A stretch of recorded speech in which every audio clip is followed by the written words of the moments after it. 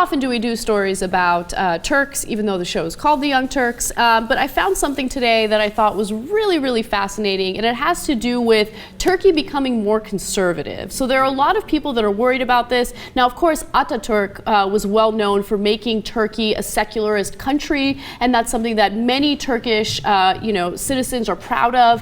But all of a sudden, you're kind of seeing a shift toward conservatism, and it's making people worried. Now, a perfect example of that is Turkish Airlines.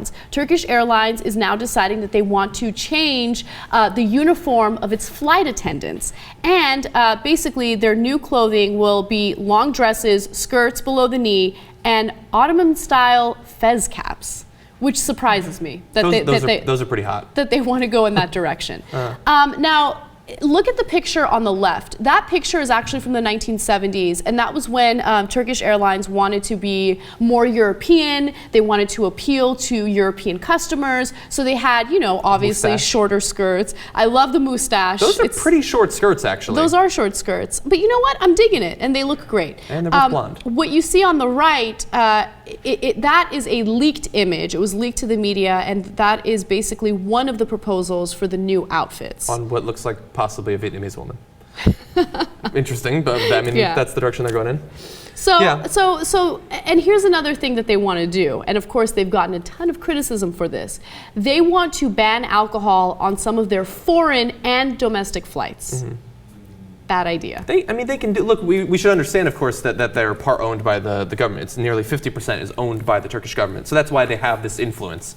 I think that they should be allowed to do whatever they want, I suppose. It's a free market. Like, we will either go to your country or not based on certain things that happen there. And like, they're going in this direction. In the Philippines, they have their stewardesses dancing and singing in the aisles.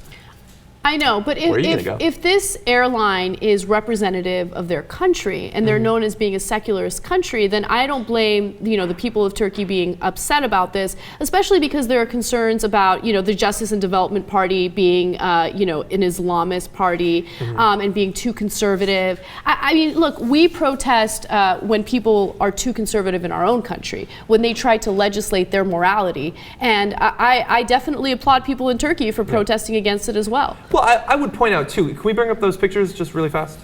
Just for a second.